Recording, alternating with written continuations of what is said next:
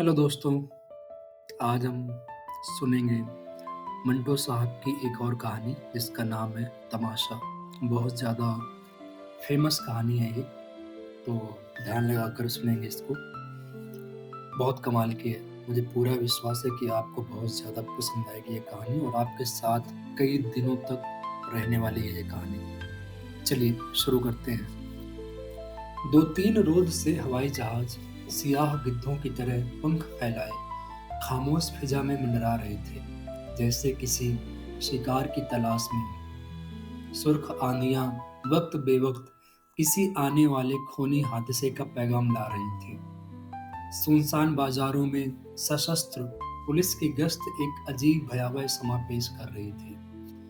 वो बाजार जो आज से कुछ अरसे पहले लोगों के हुजूम से भरे हुए रहा करते थे, अब किसी नामालूम खौफ की वजह से सोने पड़े थे। शहर की फिजा पर एक रहस्यमय खामोशी छाई हुई थी और भयानक खौफ राज कर रहा था। खालिद घर के खामोश और स्तब्ध फिजा से सहमा हुआ अपने वालिद के करीब बैठा बातें कर रहा था। अब्बा, आप मुझे स्कूल क्यों नहीं जाने देते? बेटा, आज स्कूल में छुट्टी है। मास्टर साहब ने तो हमें बताया ही नहीं। वो तो कल कह रहे थे कि जो लड़का आज स्कूल का काम खत्म करके अपनी कॉपी नहीं दिखाएगा, उसे सख्त सजा दी जाएगी। वो बतलाना भूल गए होंगे। आपके दफ्तर में छुट्टी होगी? हाँ, हमारा दफ्तर भी आज बंद है। चलो अच्छा हुआ, आज आपसे कोई अच्छी सी कहानी सुनूंगा। ये बातें हो रही थी कि 3-4 जहाज चीखते हुए उनके सिर पर से गुजर गए। खालिद उनको देखकर बहुत भयभीत हो गया। वो 3-4 रोज से इन जहाजों को गौर से देख रहा था, मगर किसी नतीजे पर नहीं पहुंच सका। वो हैरान था कि ये जहाज सारा दिन धूप में चक्कर क्यों लगाते रहते हैं। उनकी रोजाना की इन हरकतों से तंग आकर वो बोला, अब्बा, मुझे इन जहाजों से सख्त खौफ मालूम हो रहा है। आप इन्हें चलाने वालों से साफ साफ कह दो कि वो हमारे घर से ना गुजरा करें। खौफ?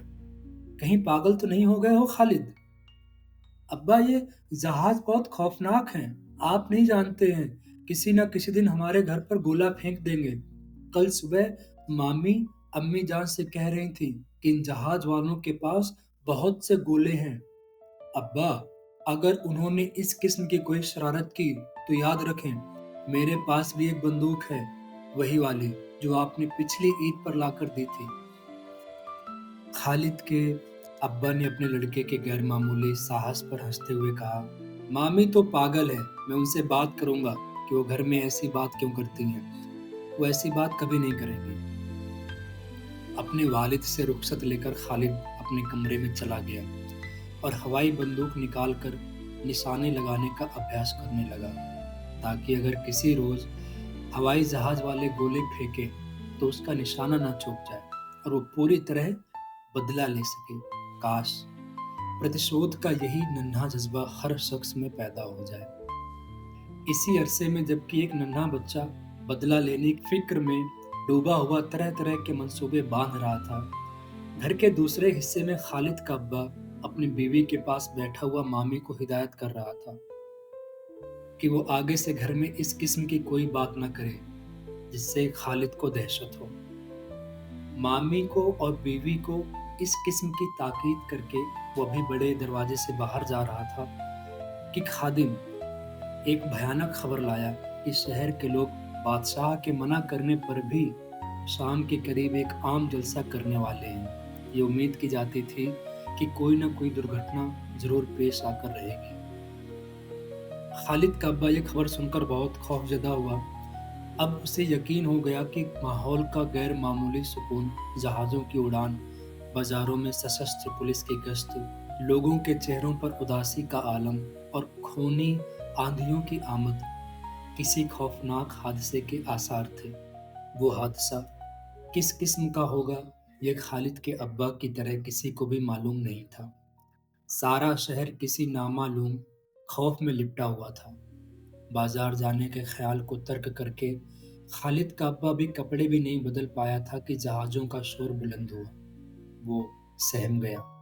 उसे लगा जैसे सैकड़ों इंसान एक हो आवाज में दर्द की शिद्दत से कराह रहे हैं। खालिद जहाज़ों का शोरगुल सुनकर अपनी हवाई बंदूक संभालता हुआ कमरे से बाहर दौड़ आया और उन्हें गौर से देखने लगा, ताकि वो जिस वक्त गोला फेंकने लगे तो वो अपनी हवाई बंदूक की मदद से उन्हें नीचे गिरा दे। इस वक्त इस 6 साल के बच्चे के चेहरे पर मजबूत इरादे और दृढ़ निश्चय के लक्षण प्रकट थे, जो कम हकीकत बंदूक का खिलौना हाथ में थामे एक वीर सिपाही को शर्मिंदा कर रहा था। मालूम होता था कि वो आज इस चीज को, जो उसे अरसे से खौफ जदा कर रही थी, मिटाने पर तुला हुआ है। खालिद के देखते देखते एक जहाज से कुछ चीजें गिरी, जो कागज के छोटे छोटे टुकड़ों के समान थी। गिरते ही वो टुकड़े हवा में पतंगों की तरह उड़ने लगे। इनमें से चंद खालिद के मकान की छत पर भी गिरे। खालिद भागता हुआ ऊपर गया और कागज उठाकर अपने वालिद के पास आया। अब्बा जी, मामी सचमुच कुछ बक रही थी। जहाज वालों ने तो गोलों की बजाय ये कागज फेंके हैं। खालिद के अब्बा ने वो कागज लेकर पढ़ना शुरू किया तो रंग जर्द हो गया। होने वाले हादसे की तस्वीर उसे साफ तौर पर नजर आने लगी। इस इश्तिहार में साफ लिखा था कि बादशाह किसी को जलसा करने की इजाजत नहीं देता, और अगर उसकी मर्जी के खिलाफ जलसा किया गया तो अंजाम की जिम्मेदार स्वयं जनता होगी। अपने वालिद को इश्तिहार पढ़ने के बाद इस कदर हैरान देखकर खालिद ने घबराते हुए पूछा, इसमें यह तो नहीं लिखा कि वो हमारे घर पर गोले फेंकेंगे? खालिद के अब्बा ने उसके सवाल का जवाब देने की जगह उसे समझाया, खालिद, इस वक्त तुम जाओ जाओ अपने बंदूक के साथ खेलो। मगर इसमें लिखा क्या है? खालिद के बाप ने गुफ्तगू को अधिक बढ़ाने के डर से झूठ बोलते हुए कहा, लिखा है आज शाम को एक तमाशा होगा। खालिद चहका, तमाशा होगा? फिर तो हम भी चलेंगे ना?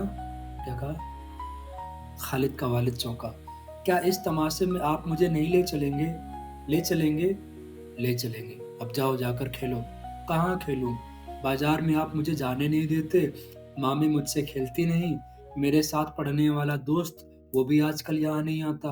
अब आप ही बताएं, मैं खेलूं तो किसके साथ? शाम के वक्त तमाशा देखने तो आप जरूर ले चलेंगे ना? किसी जवाब का इंतजार किए बगैर खालिद कमरे से बाहर चला गया और अलग अलग कमरों में आवारा फिरता हुआ अपने वालिद की बैठक में पहुंचा, जिसकी खिड़कियां बाजार की तरफ खुलती थीं। खिड़की के करीब जाकर वो बाजार की तरफ देखने लगा तो क्या देखता है कि बाजार में दुकानें बंद हैं, मगर आना जाना जारी है। लोग जलसे में शामिल होने के लिए जा रहे थे। वो सख्त हैरान था कि दुकानें क्यों बंद रहती हैं। इस मसले के हल के लिए उसने अपने नन्हे दिमाग पर बहुत जोर दिया, मगर कोई नतीजा न निकाल सका। मगर बहुत सोच विचार के बाद उसने सोचा कि लोगों ने वो तमाशा देखने के खातिर, जिसके इश्तिहार जहाज बांट रहे थे, दुकानें बंद कर रखी हैं। अब उसने ख्याल किया कि वो कोई निहायत ही दिलचस्प तमाशा होगा, जिसके लिए तमाम बाजार बंद हैं। इस ख्याल ने खालिद को सख्त बेचैन कर दिया और वो उस वक्त बेकरारी से इंतजार करने लगा जब अब्बा उसे तमाशा दिखाने ले चलेंगे। वक्त गुजरता गया। वो खूनी घड़ी करीब आती गई। तीसरे पहर का वक्त था। खालिद, उसका बाप और माँ चुप बैठे एक दूसरे को खामोश निगाहों से ताक रहे थे। हवा सिसकियां भरती चल रही थी। तड़तड़ की आवाज सुनते ही खालिद के बाप के चेहरे का रंग कागज की तरह सफेद हो गया। जुबान से मुश्किल से इतना ही कह सका, गोली। खालिद की बेहद डरी हुई माँ एक शब्द भी मुंह से ना निकाल सकी। गोली का नाम सुनते ही ऐसा मालूम हुआ जैसे उसकी छाती में गोली उतर गई हो। खालिद इस आवाज को सुनते ही अपने वालिद की उंगली पकड़कर कहने लगा, अब्बा जी चलो ना, तमाशा तो शुरू हो गया है। कौन सा तमाशा? खालिद के बाप ने अपने खौफ को छुपाते हुए कहा, वही तमाशा जिसके इश्तिहार आज सुबह जहाज बांट रहे थे। खेल शुरू हो गया है, तभी तो इतने पटाखों की आवाज सुनाई दे रही है। अभी बहुत वक्त बाकी है, तुम शोर मत करो, अब जाओ मम्मी के पास जाकर खेलो। वालिद की हिदायत पूरी होते ही खालिद बावर्ची खाने की तरफ रवाना हो गया। वहां मामी को ना पाकर अपने वालिद की बैठक में जाकर खिड़की से बाजार की तरफ देखने लगा। बाजार में आवाजाही बंद हो जाने की वजह से सन्नाटा तारी था। दूर कुत्तों की दर्दनाक चीखें सुनाई दे रही थीं। कुछ क्षणों के बाद इन चीखों में इंसानों की दर्दनाक आवाजें शामिल हो गईं। खालिद किसी को कराहते सुनकर बहुत हैरान हुआ। अभी वो इस आवाज़ की जुस्तजू के लिए कोशिश कर ही रहा था कि चौक में उसे एक लड़का दिखाई दिया, जो चीखता-चिल्लाता भागता चला आ रहा था। खालिद के कमरे के ठीक सामने वो लड़का लड़खड़ाकर गिरा और गिरते ही बेहोश हो गया। उसकी पिंडली पर गहरा जख्म था, जिससे लगातार खून निकल रहा था। ये मंजर देखकर खालिद बहुत खौफज़दा हुआ। भागकर अपने वालिद के पास आया और कहने लगा, अब्बा अब्बा, बाजार में एक लड़का गिर पड़ा है। उसकी टांग से बहुत खून निकल रहा है। खालिद का बाप ये सुनते ही खिड़की की तरफ गया और देखा कि वाकई एक नौजवान बाजार में औंधे मुंह पड़ा है। बादशाह के खौफ के कारण किसी में इतना साहस नहीं था कि उस लड़के को सड़क पर से उठाकर सामने वाली दुकान के पट्टी पर लिटा दे। अब्बा, इस लड़के को किसी ने पीटा है? खालिद का बाप हाँ में सिर हिलाता कमरे के बाहर चला गया। अब खालिद कमरे में अकेला रह गया। वो सोचने लगा कि इस लड़के को इतने बड़े जख्म से कितनी तकलीफ हुई होगी, जबकि एक दफा उसे चाकू चुभने से ही तमाम रात नींद नहीं आई थी।